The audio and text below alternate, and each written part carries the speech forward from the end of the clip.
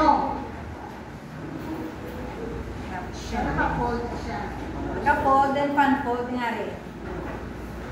Oh. And then you instruct your patient to come nearer sa side. Para hapo sa inyo.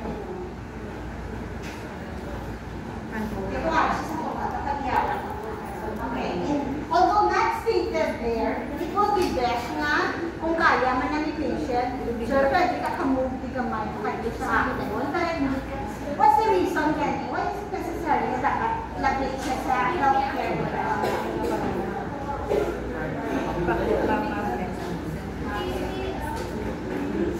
Okay, and then instruct the patient to turn his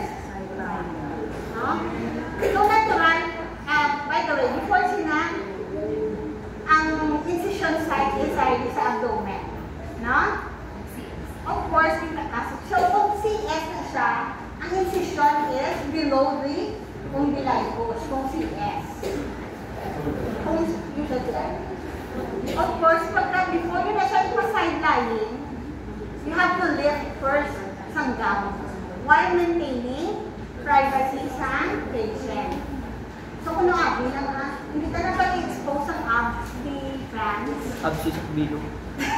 Abs sa kabilo. Ab lang eh, ab. Okay. Ab lang, ab. So later may video. So instruct and help the client to roll away from the nurse toward the raised side rail while firmly supporting the abdominal incisions and dressing with hand. So kaya giving dressing niya patatili pero binasupport naman niya. Okay?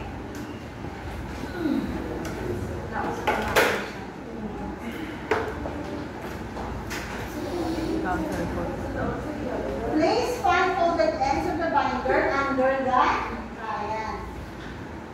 So this permits placement and centering of binder with minimal discomfort. And then instruct to assist the client to roll over folded ends. So pagkabutang nyo na ito, kita nyo, nito ano yung ganun. Before ta siya kahigawin ba din?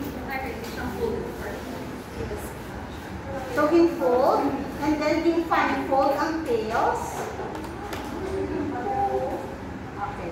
So, pabalik sa client, and then next step is to let the patient naman while pulling the unfold and stretch ends out smoothly.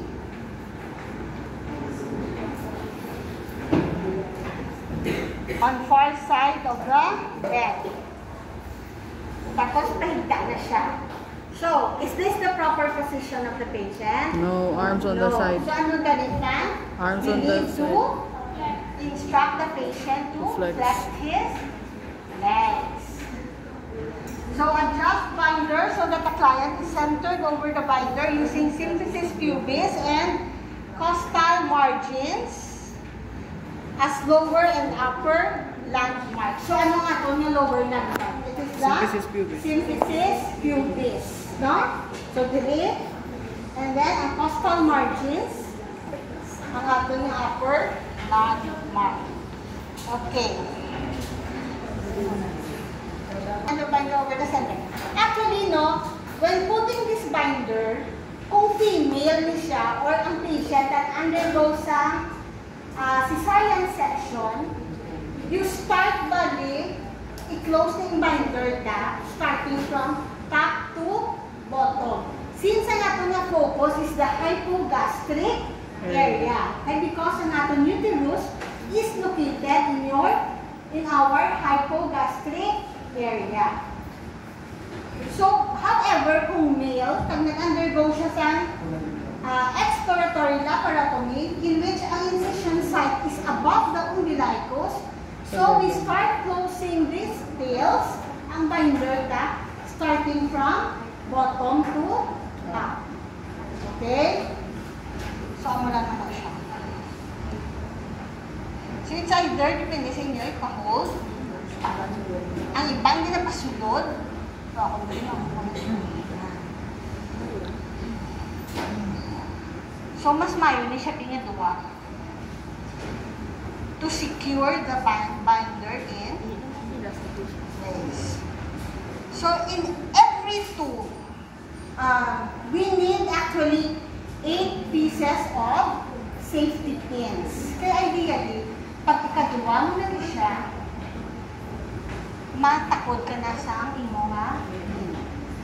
So, make sure na hindi tuslok ang inyo nga pasyente.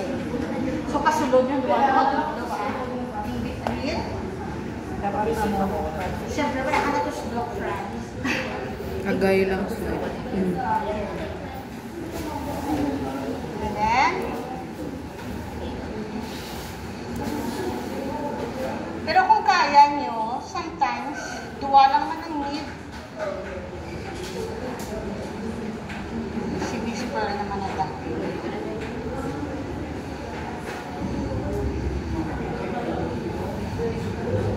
Hindi ka na ng Whisper na yawa. Doon naman ako.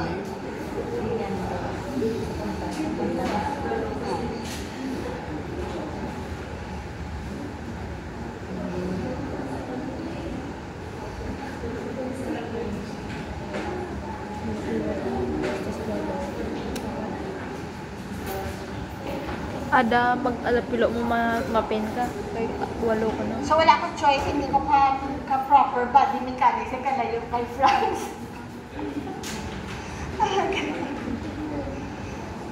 Miski, hindi ka na miski, hindi ma-adjust ang bed mo. Tapos basa ako, bisa ako dito. Tapos parang magnubo-nubo. Kaya namin din siya always pala, before you do this procedure, adjust ang bed. the bed should be at the level waist level sa healthcare practitioner. Para ma-prevent ang back pain. No? Lower back pain. Yeah. So, mo na siyang practicean niyo.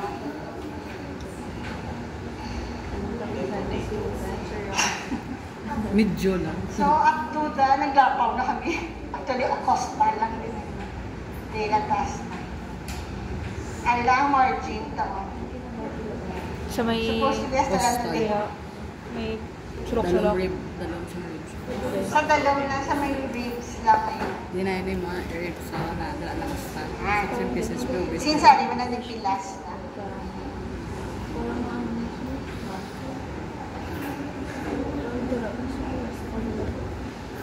Prahitin. Din sige ka pula yan eh. Lakas ko yan na. Pwede ka na pula lakas na yan. Wala na. Saan feeling mo, Franz?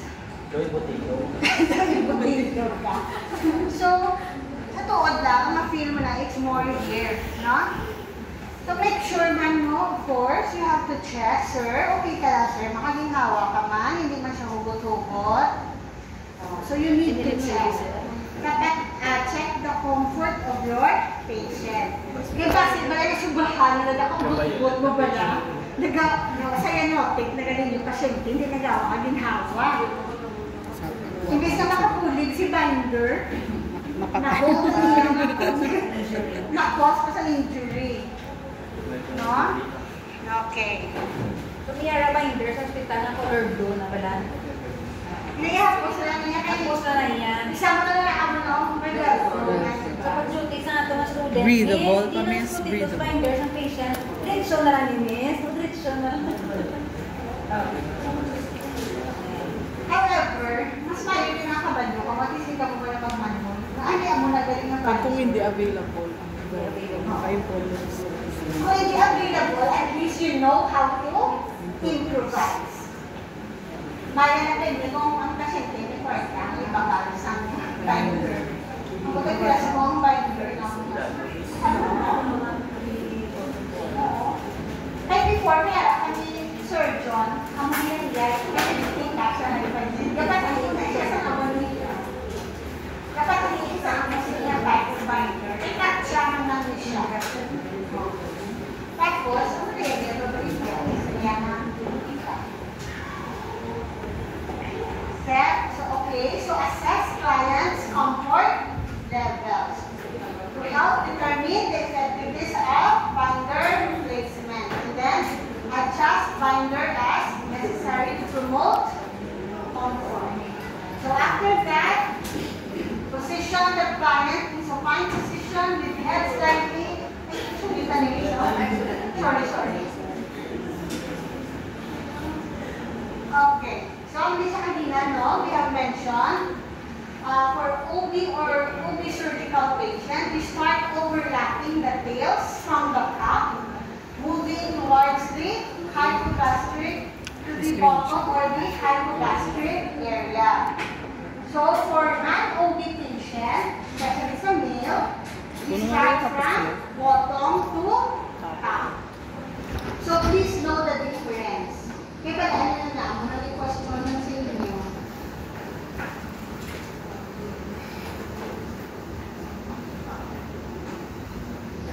Okay na. So after the procedure, of course, you